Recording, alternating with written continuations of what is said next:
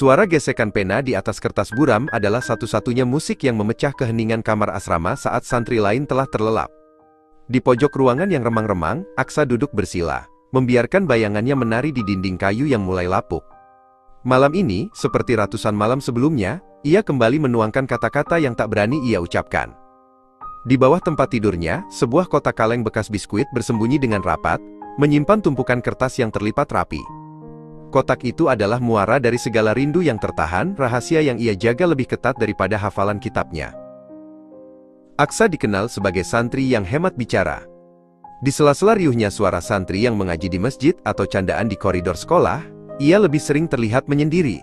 Teman sekamarnya, Gibran, sering bertanya-tanya mengapa Aksa selalu tampak mengantuk saat subuh tiba. Namun, Aksa hanya akan tersenyum tipis, dan menyampirkan sarungnya, lalu melangkah menuju sumur untuk berwudu. Bagi Aksa, siang hari adalah panggung untuk menjadi orang lain, seorang santri yang tekun dan patuh, sementara malam hari adalah waktu baginya untuk menjadi dirinya sendiri, seorang anak yang rindu akan rumah yang tak lagi bisa ia kunjungi. Setiap hari Jumat, saat para santri diperbolehkan keluar menuju pasar atau sekadar berjalan-jalan di kampung sekitar pesantren, Aksa selalu melewati kantor pos kecil di ujung jalan. Ia akan berdiri selama beberapa detik di depan kotak surat berwarna oranye yang catnya sudah mengelupas. Tangannya akan meraba saku jubahnya, merasakan sudut tajam surat yang baru ia tulis semalam. Namun, setiap kali keberanian itu muncul, ia teringat bahwa alamat yang ia tuju tak lagi berpenghuni. Rumah masa kecilnya telah berubah menjadi ruko bertingkat, dan ayahnya telah pergi ke tempat yang tak terjangkau oleh kurir manapun. "Kau terlalu banyak menyimpan beban di kepala, Aksa. Makanlah, jangan hanya melamun," tegur Gibran saat mereka duduk di warung Boksum. Aroma nasi pecel dan tempe goreng mengepul hangat di antara mereka. Gibran menyodorkan segelas teh manis panas yang uapnya menari-nari. Aksa mengaduk tehnya pelan, memperhatikan butiran gula yang perlahan larut dan menghilang.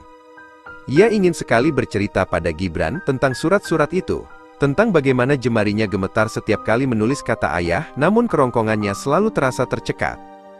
Di pesantren ini, ia belajar banyak tentang keikhlasan, tapi ia belum pernah diajarkan cara mengirim surat kepada seseorang yang sudah tiada. Surat-surat Aksa bukanlah sekadar ungkapan rindu.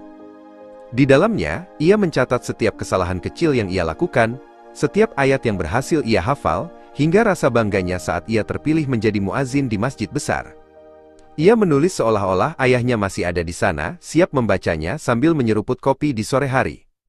Baginya, tidak mengirim surat itu adalah cara untuk menunda kenyataan bahwa ia benar-benar sendirian. Selama surat itu masih ada di tangannya, ayahnya seolah-olah masih menunggu untuk membacanya suatu saat nanti. Aksa menyimpan surat itu di bawah bantalnya sebelum memindahkannya ke dalam kotak kaleng setiap minggu. Suatu malam, badai besar melanda kampung. Hujan turun begitu deras hingga atap asrama yang sudah tua mulai bocor di sana-sini. Air mulai merembes masuk, membasahi lantai dan sudut-sudut ruangan. Aksa terbangun dengan panik saat merasakan tetesan air mengenai tempat tidurnya. Hal pertama yang ia ingat bukanlah kitab-kitabnya, melainkan kotak kaleng di bawah tempat tidurnya.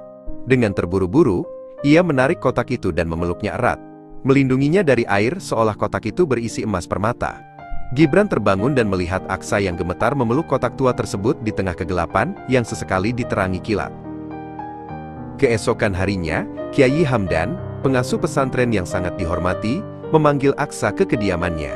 Aksa berjalan dengan hati berdebar, takut jika rahasia malamnya atau kotak kalengnya telah diketahui.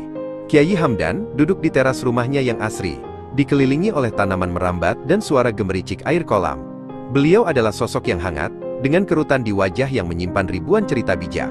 Kyai tidak langsung menegurnya, melainkan menyuruh Aksa membantunya merapikan tumpukan kitab tua yang mulai berdebu di lemari besarnya. Aksa bekerja dengan diam, sementara pikirannya masih tertinggal pada surat yang ia tulis semalam. Saat sedang merapikan lemari, sebuah kertas terjatuh dari sela-sela jubah Aksa yang ia kenakan semalam. Itu adalah surat yang belum sempat ia masukkan ke dalam kotak. Kyai Hamdan membungkuk dan mengambil kertas itu sebelum Aksa sempat bereaksi.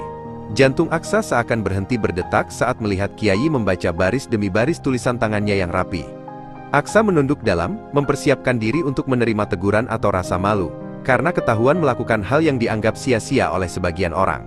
Keheningan di teras itu terasa begitu mencekam, hanya diiringi suara angin yang menggesek dedaunan.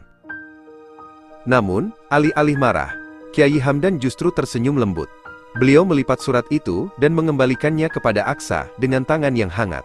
"Aksa, menulis itu bukan tentang siapa yang membaca," bisik beliau dengan suara yang menenangkan. "Menulis adalah cara kita berbicara dengan diri sendiri dan dengan Tuhan. Kau tidak perlu merasa bersalah karena tidak mengirimnya. Beberapa kata memang diciptakan bukan untuk sampai ke alamat manusia, tapi untuk menetap dan mendewasakan hati penulisnya." Kiai kemudian bercerita bahwa dulu, saat beliau masih muda, beliau juga melakukan hal yang sama untuk mendiang ibunya.